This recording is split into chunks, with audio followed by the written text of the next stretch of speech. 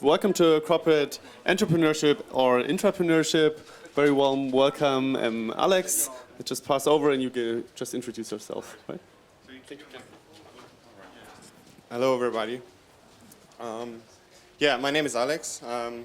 Quick introduction to my colleagues. So first Nadine, then Peter and Pavel, right? So before we talk about a little bit about corporate entrepreneurship and intrapreneurship, quick introduction. So I'm a consultant at Detecon. Prior to my consultancy, I worked at the partnering division at Deutsche Telekom. I worked with startups all around the globe, maybe in Tel Aviv, almost just only in Tel Aviv and San Francisco, and a little bit Berlin. And so I'm have a little bit experience in corporate entrepreneurship, and the other colleagues in the different topic. So maybe guys, you join me. So Pavel, maybe you just introduce yourself to the audience.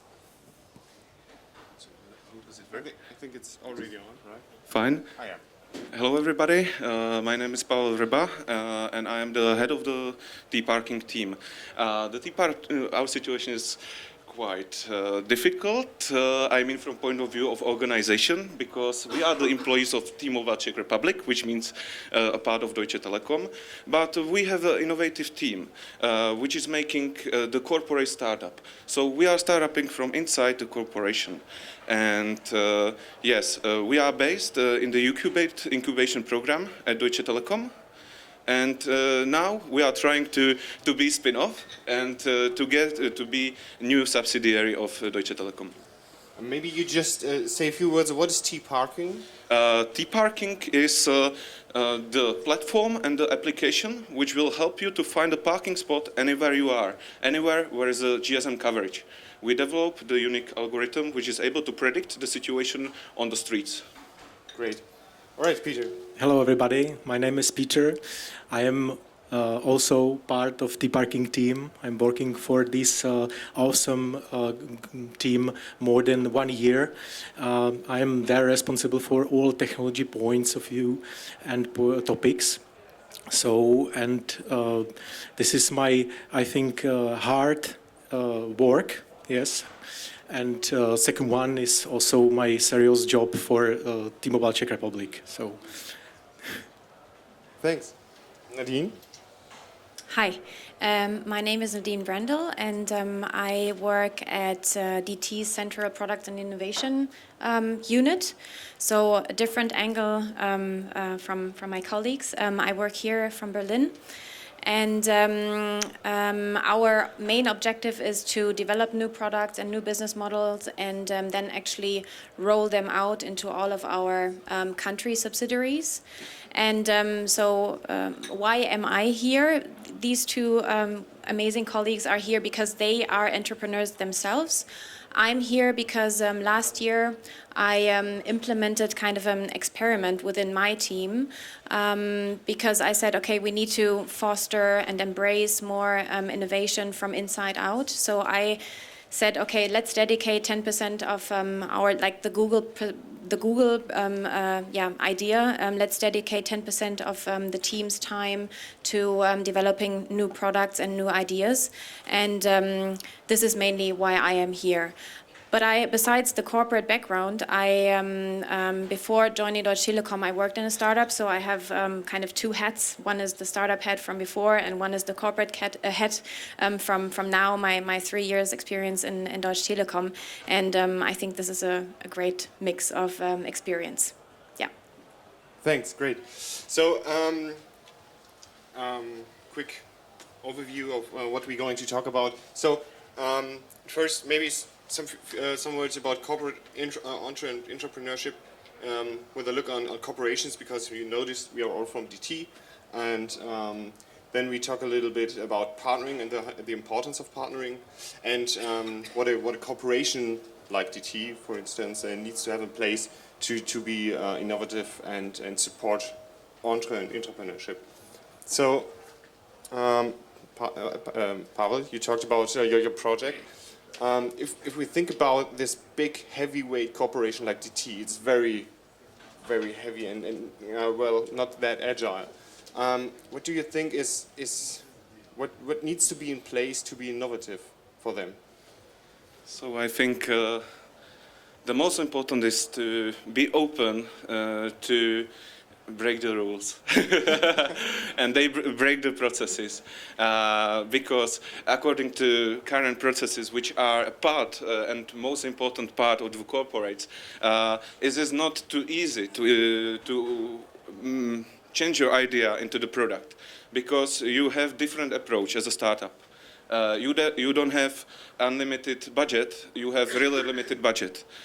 You have some hierarchy, you must break this hierarchy because the people from the corporates must be open to talk with somebody which is not with them in the same level in the hierarchy. I think this is the most important one and this is the start. And of course to be open to invest to ideas. You know, not in the common way, but to find ideas in the different parts of the company where maybe they don't expect there could be some. Yeah. Okay, Nadine, you talked about this experiment. Do you have a different perspective, or do you agree, or what is your experience on this topic? So maybe just like two things in general. I think from a perspective of a corporation like DT, we do already have, in theory, a lot of programs that support entrepreneurship. So for one example, the program that you guys went through with your idea, it's kind of, so everybody knows Hubraum, I assume, and we have a similar program which is called Ucubate, that is, it's our internal Hubraum, it's the Hubraum for employees. And it has the same idea. It's about developing a business model, it's about pitching for money, it's about pitching for resources, and it's then about actually implementing that business model or the idea into the market. And the whole program is actually based on the classical lean startup methodology and stuff like that. So I believe from a theoretical point of view, we already have a lot of assets in Deutsche Telekom to really support entrepreneurship.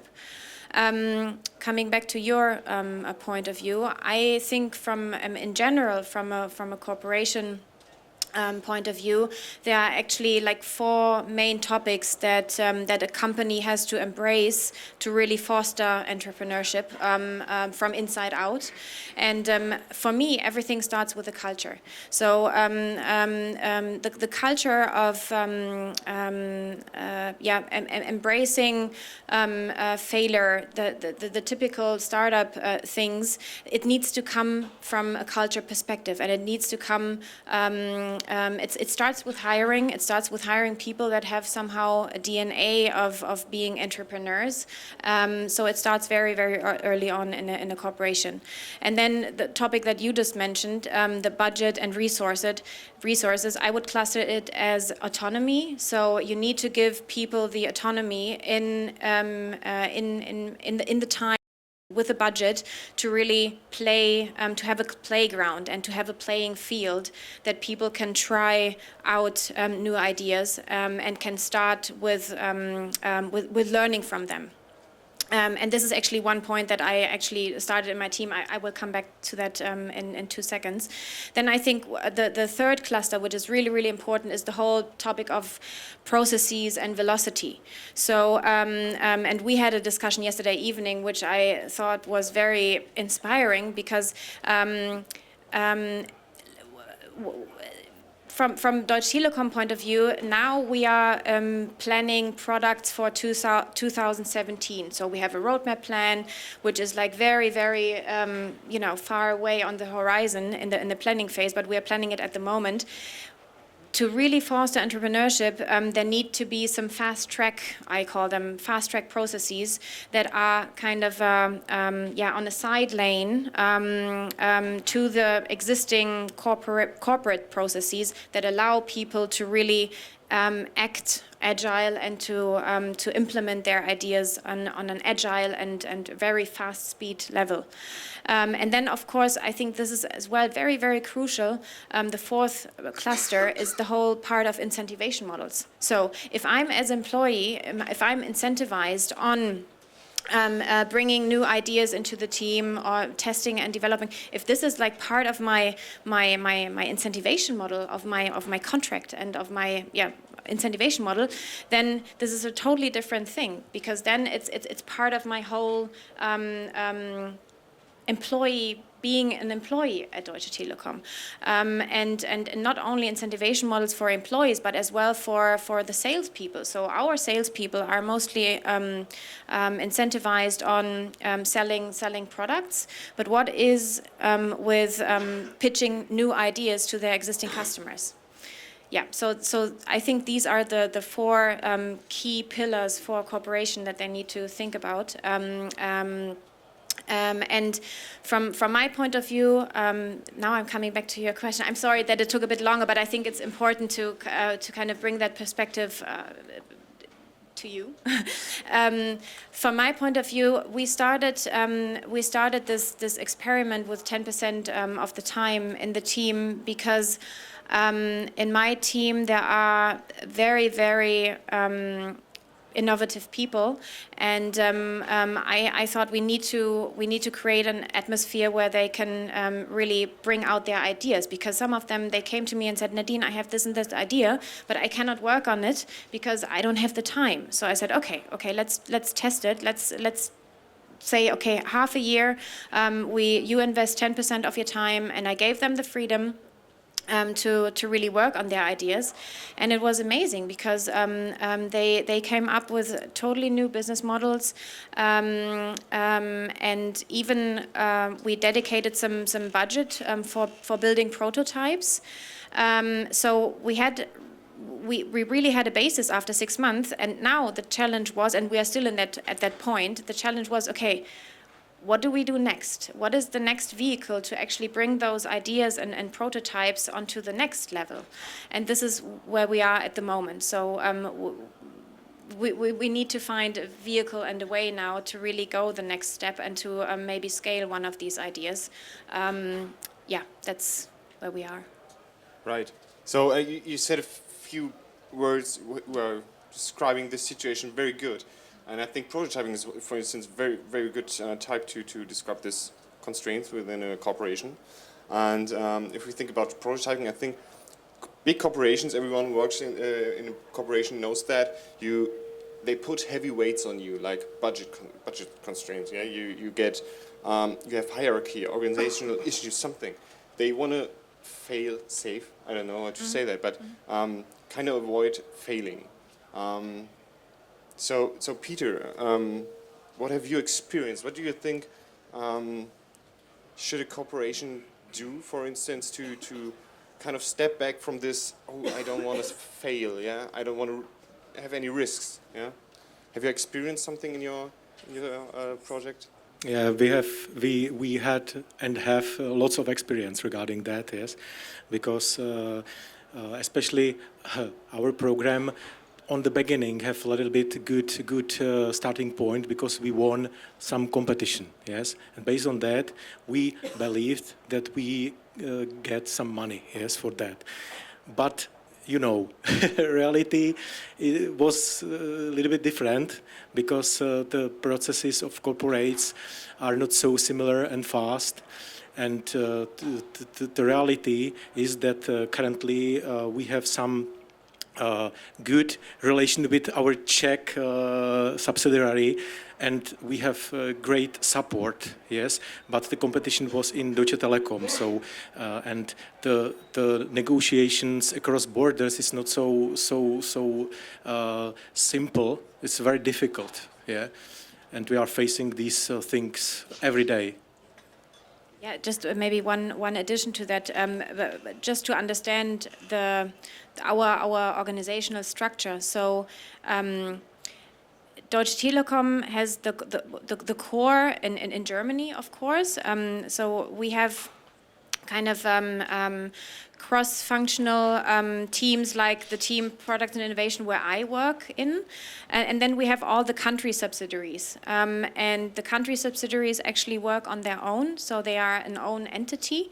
And I think this is one of the very interesting challenges that you guys faced, because actually the idea came out of one of these country subsidiaries, and the program of Ucubate, the Hubraum for employees, was actually founded in the core, so in Germany, and that challenge to really how does that fit together, and how do we really kind of connect the dots and actually bring an idea from, even though if it's inside of Deutsche Telekom, but it is still somehow outside because it's an own country and with own budget and team. I think that was one of the main challenges that you faced exactly at the beginning, right? And that was probably one of the things that the whole program wasn't prepared of as well, because you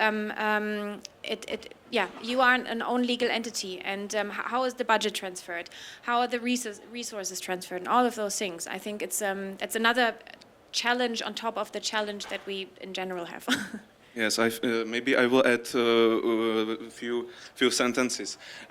It's really hard because if you are the subsidiary outside the core, your bosses and your subsidiary has some targets which are for them needed to fulfill. But now, after we won the competition, we needed to allocate about 20% of our time to have it for the T-parking project.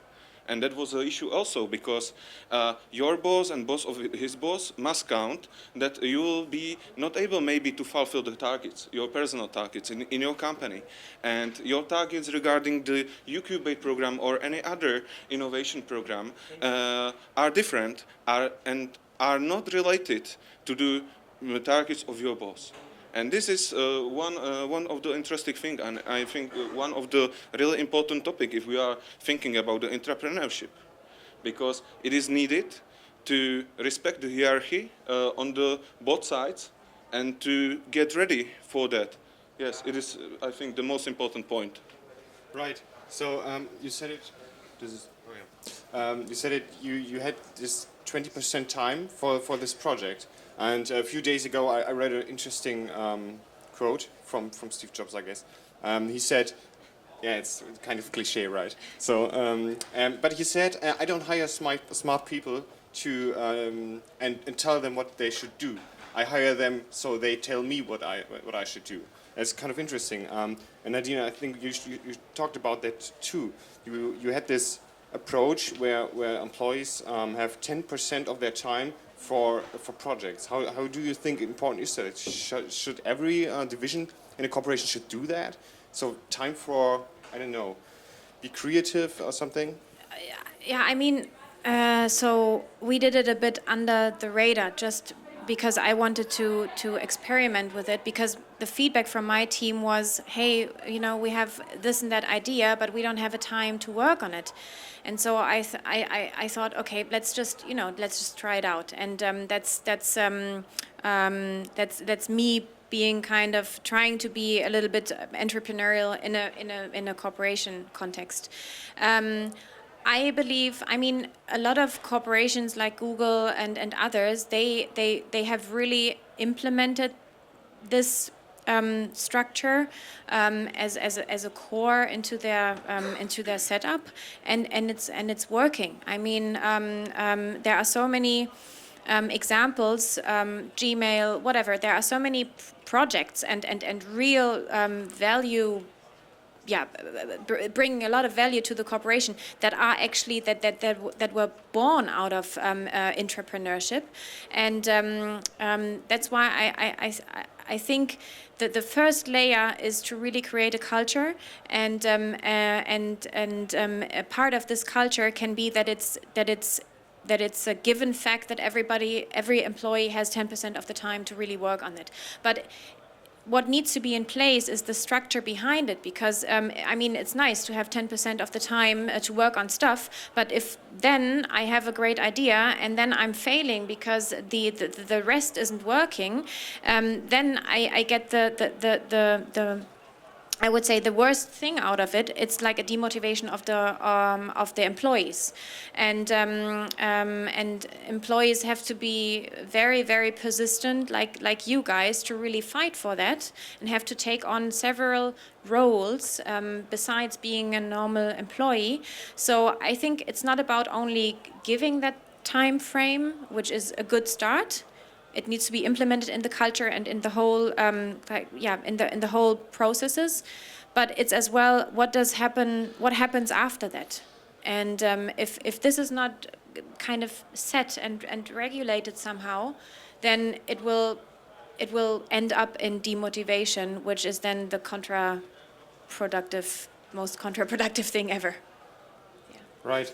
So maybe I will add, I absolutely agree. This is exactly what about we are fighting last 2 years, because we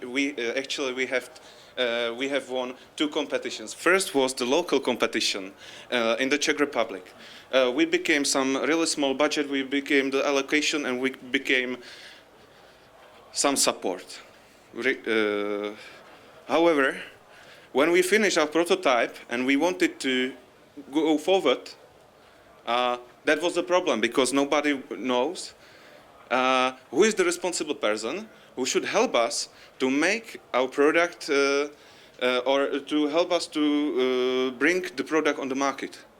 And this was exactly the issue. And I absolutely agree. This is most important to resolve before you will allocate the time of your employees, because then your employees will be not creative and not effective in their work and unmotivated. Right. So to sum this a little bit up, so I think a lot of success factors maybe is prototyping, right? So the develop fast, fail safe. Yeah. It's a lot of authority and acting independent from the corporation. I think one topic we should talk about is the team. So bringing together different disciplinaries, something like that. Peter, maybe what have you experienced in your team? Is your team set up in a special way, or? Yeah. What is very important is that to have good and qualitative people. Yeah, and with the starting of our startups, we don't have so big budget. That means that we must search the people who is not so expensive. Yes, and inside the corporation, the mandates are so high. Yeah, that means that we must change our strategy and to trying to outsource and to build our team outside. Yeah. And that was our way, that was our strategy. I disagree absolutely, because the first thing is that you need to have motivated people, the people which are working not for money but by heart. You know, this is most important, because 2 years ago or 2.5 years ago it was one-man show, it was only me. Now we are more than 20 people, and from this more than 20 people, about 6 or 10 didn't get money for 1.5 years. And this is the most important, to believe in this idea, to be followed by your people, and to motivate them. It doesn't depend if they are internal or external. It's true that what Peter said. There are the differences in the cost, but it is the last. Because firstly, you need the people which wants to be a part of this idea, which are believing this product, and which believes that this product change the world or change the mind of the people. And this is, I think, the most important. We are the consistent team. After 2 years, nobody left our team. We are growing and growing. And this is exactly about. Those people are not employees of DT. Those people are 18 of externals, which believes in me, which believes in Peter, and which believes in our idea. And I think this is most important. Doesn't matter where are they from. You just need to build a team as a usual startup, but you must respect the conditions of the corporate. It's all. All right. You want to add? I only want to add that I think that where we are now, it was not possible to do with our internal people. Yes, that's my experience. Yeah. Just also to get the context, isn't there any program or like guidance from the corporation? So what's the next step for you, for example? Because normally That's there's the an Incubate accelerator program. program in the beginning, then Yeah. there's maybe some kind of mentoring. Yes, there is a program, but it is a little bit complicated right now because originally we were a part of the Incubate program, which had some, where was made some reorganization. That meant for us that we were in the phase 1 of this program, but we need to change our approach because it looked like the Incubate will be ended. And we need to find some way how to finance and how to continue. And fortunately, there are more programs in DT. So you just need to find the right one for you, and to continue with your work. Yeah, so the Ucubate program itself, it started in 2011, and the main purpose was to get funding, and there were 3 main stages that you could be enrolled to. So that was the first stage with a certain amount of money behind it, then the second, and then the third, money and resources. That's the main purpose of the program. So it is about being funded, and it is about solving resources. But I think one of the challenges that you are in at the moment is, okay, we've been to through that program, and then what is then the next step? What is then the next step to scale? And I'd like to come to one of the, if that's okay with you, Alexander, to the role of an entrepreneur. What do you need to bring with you to really to be an entrepreneur? And I think this is one of the key aspects, is it's persistency, which you showed in terms of, okay, being 2 years, starting with an idea, being fighting for it 2 years, going through all the programs, and it's a long time. I mean, 2 years is a long time, and you're still in the process. So I think one of the key features that an entrepreneur needs to bring with is really being very, very persistent. Yeah. Right. You want to add? Oh, no, okay. Peter, you said you had external resources for your project. I think that it's an interesting thing because if we think about startups, do you think we can learn from other startups, or maybe act like them or partner with them for projects, for certain projects? Did you have partners in your? Yeah, could you talk about a little bit about it?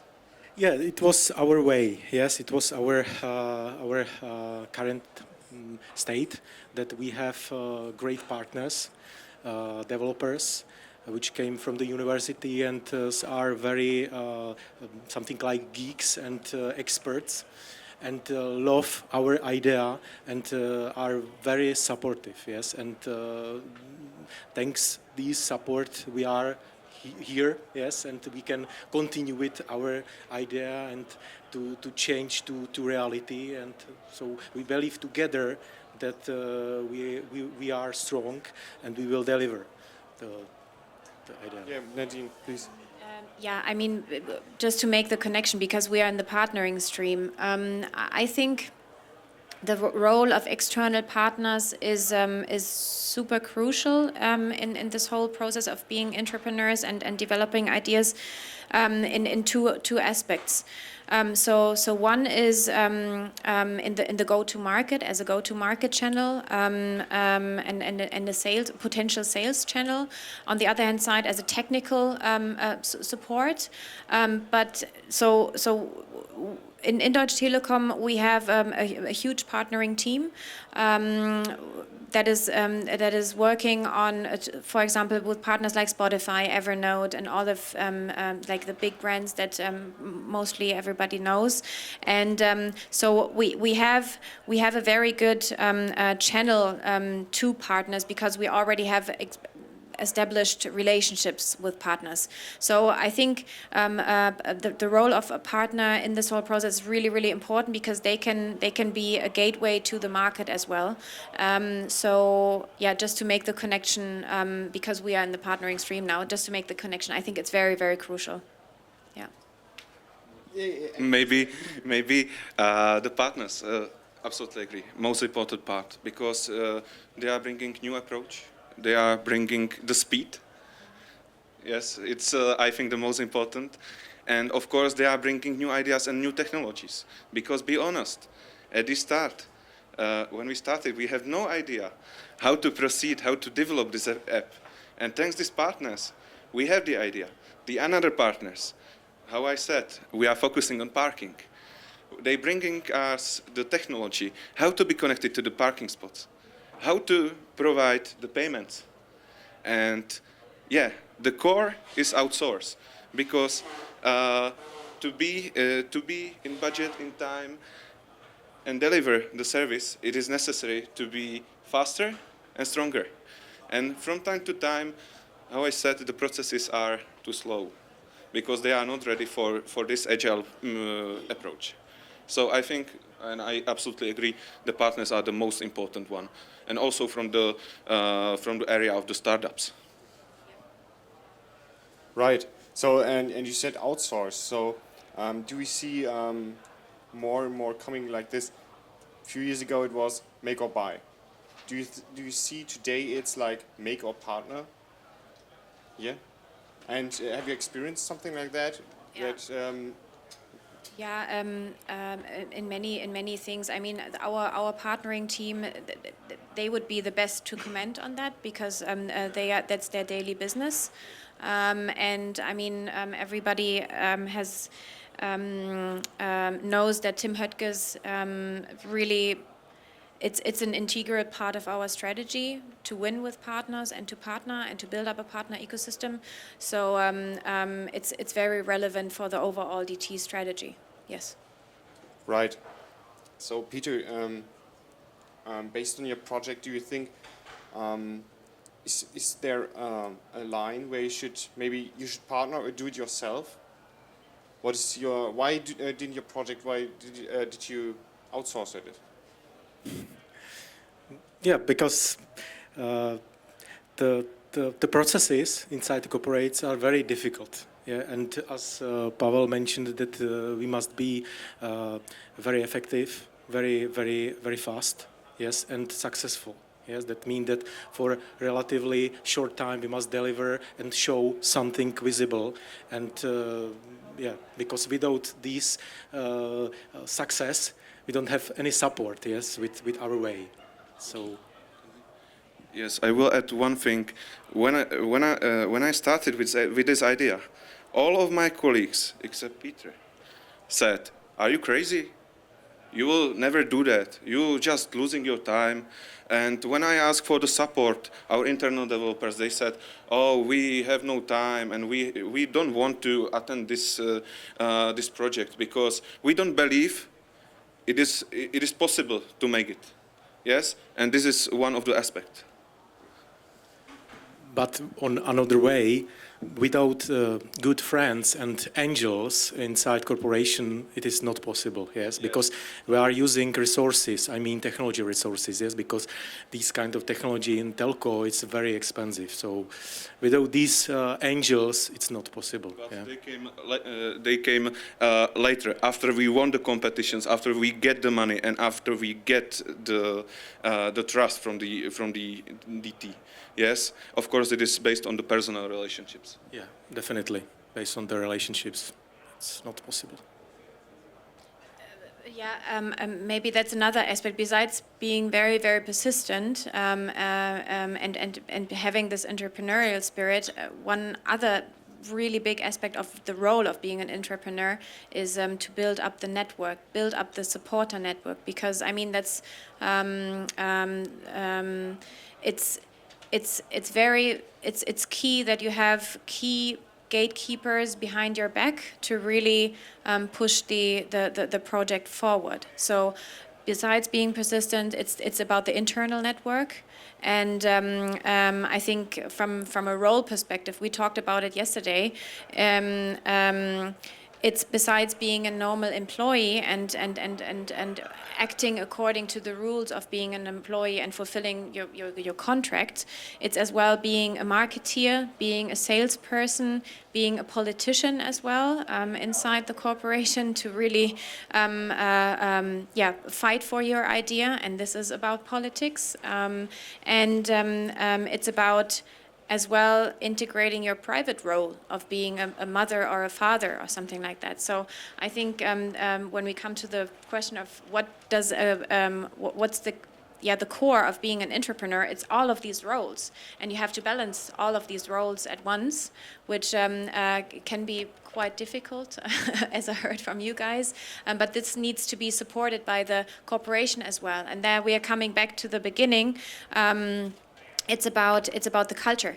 It's about the mindset that you set. And if you say, okay, we know that if you are an entrepreneur, then you have all these roles, and we accept it, and this is how we see you as well. It's about the acceptance. Then I think it's a different setting, because then you know, okay, it's part of our culture, and I'm allowed to do it, and it's accepted, and then it's a different start. All right. Do you see some points a corporation like DT, for instance, should supply to an employee or a team to ensure this entrepreneurship? Maybe I because you said it. Yeah. Maybe you just add a few words. As I said in the beginning, a lot of we do already have a lot of assets in Deutsche Telekom to support it. We have a lot of vehicles to really support it. As I said in the beginning, I think there are four key aspects. This is like the cultural setting. It's the freedom for budget and time. It's the incentivation model for employees, and I forgot it's the processes. It's the processes. Right. It's to establish fast track processes on the side that are like Überholspur in German, that allows entrepreneurs to really execute according to processes that are accepted, but they are a little bit faster than, I would say, the normal Autobahn. Yeah. All right, guys, you two, maybe do you have any recommendations to other corporations or other guys who are sitting here? Maybe ask, well, what could I do just to ensure this? Yes, of course. Entrepreneurship is great, because you gave the opportunity to the people to realize maybe their dreams or their ideas. Is the first thing. Most important is know how to start it, but how to finish it. What should be the result, and what should be the way for this result? Because not every time the employee which makes his idea, or which is thinking about his idea, has idea how to proceed it. And we found that not only locally but globally, companies doesn't have any idea how to make it. So at this time, you are not intrapreneurship, but you are entrepreneurship, because you need to break the hierarchy. So you need to talk with, for example, the CEO to get what you need.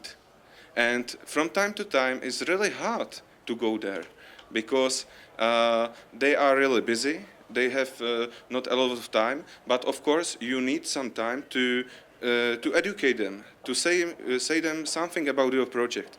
But all it is about to have an opportunity and have a chance. It is the start of all.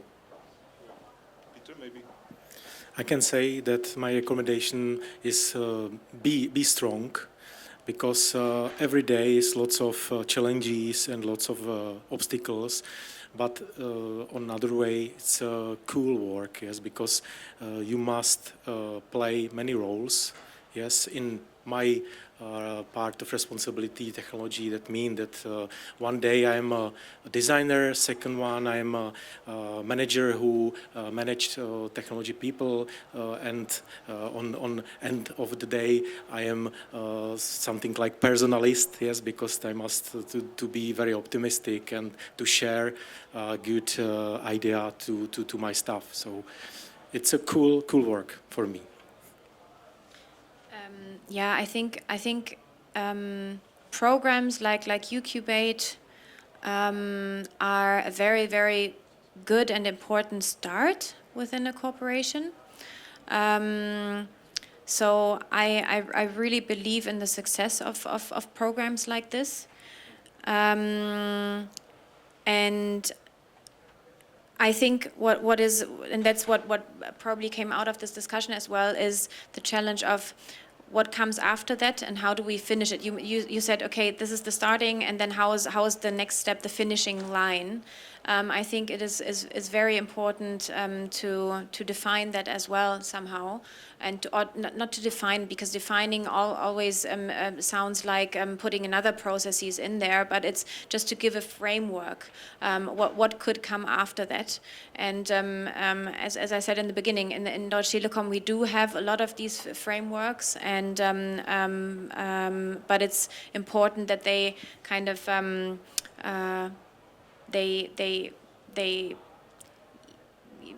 are kind of intermingled together, so that they can zusammengreifen, whatever. I'm not finding the English word.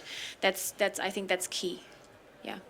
All right. I think we kind of closed the circle from the beginning. I think it's a good point. Maybe we, if you guys have nothing to add, Maybe the last sentence, but it is regarding to the Ucubate program, because it was really inspirative.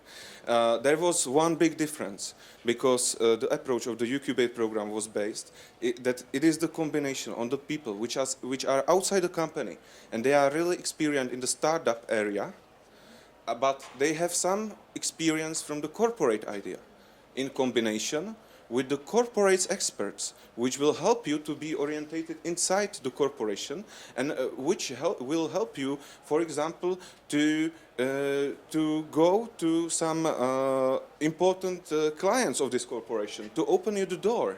Because as a small company or as a startup, you have big disadvantage, and this is that big companies don't talk with you usually. This is exactly what is big advantage of the corporate startup, because the doors are open if you know who is the key. Yeah. all right. So I would like to maybe share some questions from the audience. Maybe, yeah. All right. Who was first? Oh, yeah. There's been a tsunami of incubators and accelerators all over the world, especially in Berlin. So you've got Microsoft Ventures, you've got Axel Springer Plug and Play, you've got, I saw Lufthansa has an incubator or an accelerator or something like that. There's a lot of different approaches that are being taken, and they're probably different. I'm just wondering, I know it's early times, these companies have been set up within the last 3 to 5 years, but you've got two, you've got Vrba, you've got Ucubate. Is there any learning that you've got about the way to approach incubation and acceleration? And also, how do you measure how successful you are? How many ventures has Vrba been able to launch, or Ucubate launch, and what metrics do you use to assess the success of that and compare it to other corporate approaches? Okay, so maybe just to make, thank you for your question, just to draw the line between, because you're touching 2 points. One is the incubator that is facing the external world, which is Vrba. Accelerator incubating, which is facing the external world. What we are talking about here is about our internal program for the employees, for being an intrapreneur inside the corporation. So that's the difference between Ucubate and Vrba. Vrba is really facing the external, and Ucubate is it's the Vrba for the employees. So I cannot talk that much about the success factors and KPIs about Vrba, because this is not the field that we are coming from. But for the Ucubate program, it is, I think in those 4 years, we had 400 ideas that have been, that came in, so several hundred ideas that came in.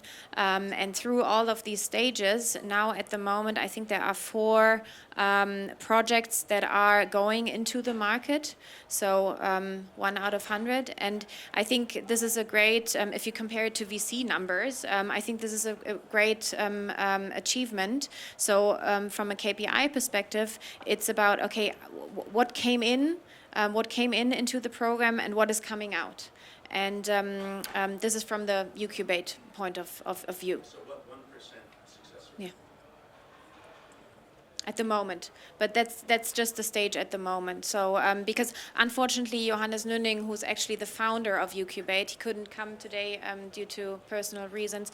So and I think the official program just started. Correct me if I'm wrong. I think the official program started in 2013, so only 2 years. And in 2011, it was the idea, and I think there was like one project that they kind of tested in the market. But the official first contest of really where all the employees could submit their idea, it started in 2007. 13, sorry. So it's only 2 years, and I think for being or for having that program only 2 years, I think this is a great success. Yeah, I think, yeah. Maybe I can step in here. So as I'm the moderator, I can also step in and provide some input here. So I work with Deloitte Digital, and we are also running digital accelerator boot camps, for example, for a big pharma corporation. And as in the preparation phase, what we also did is kind of an analysis if it's really successful or not. And we did a segmentation into core, incremental, and disruptive, because I think not every idea, which is also in Ucubate, has the potential to really disrupt the core business of the corporation. So we see a strong performance in core and incremental, and we see almost no performance at all in the disruptive space. And there are maybe like different reasons for that, but you have to imagine in an intrapreneurship program there are like really different levels of skill sets, of motivation, of budget, of time commitment. So I think you should really like have a look into each of the program and start segmenting what the goal of each of the program is. Because right now there are incubators and accelerators, and we try to find one answer if they're successful or not. And I think the first step is to really first segment, look what are the real goals, and then go on. In the project I'm currently currently working on, it's really the first cycle of the accelerator bootcamp. So there are a lot of improvement needed, but still it's the first step of the digital transformation for the company, and a huge step in terms of changing the culture. Because people in each stage of the company, on each level, get the feeling that they can contribute to digital transformation. And that's a huge step. And I think it's quite hard to really measure that in terms of KPIs or performance. So I think you had a question. How likely is it, to your perspective, that Ucubate will become some kind of leveraging tool for internal employees to gain some confidence with their entrepreneurial spirit and then leaving the organization?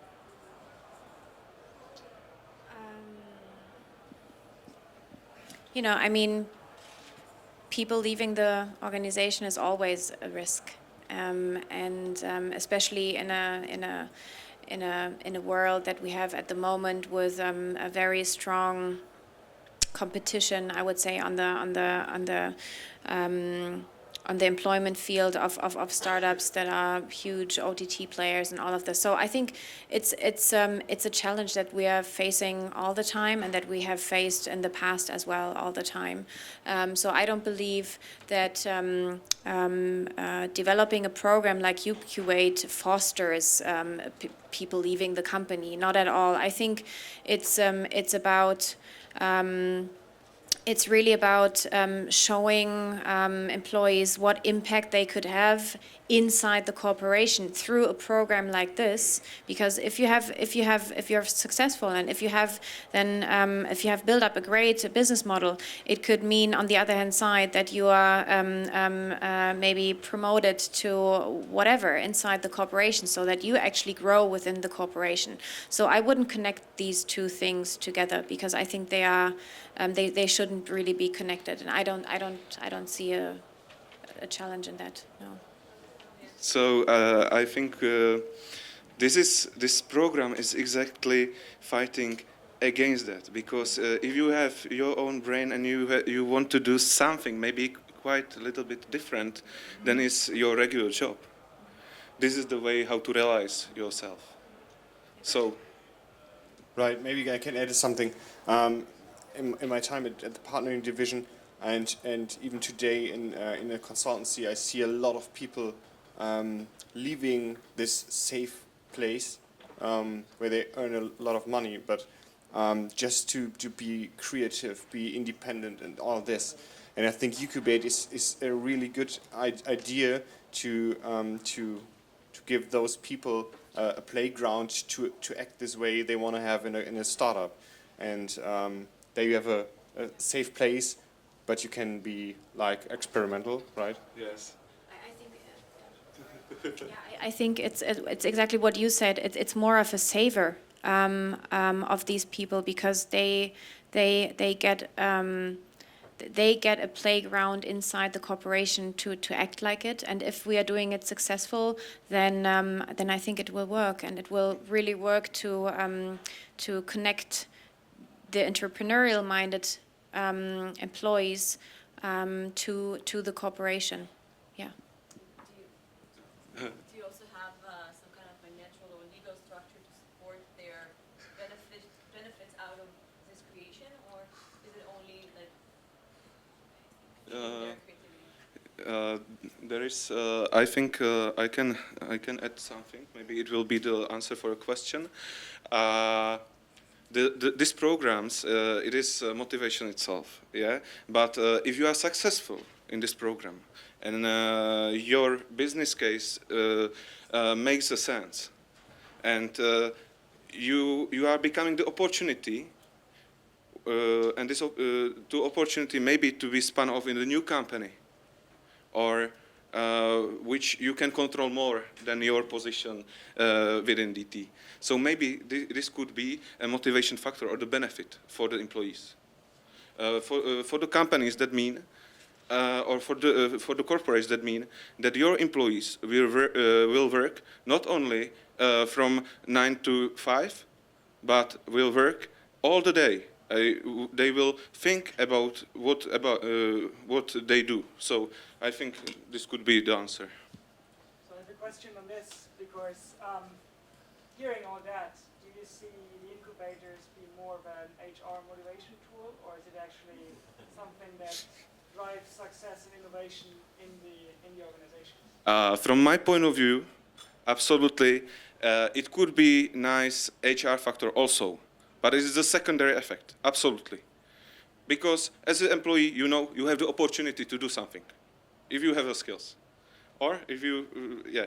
And from another point of view, they are really looking for innovations, for new Facebooks, for new Twitters, and new companies who can earn money.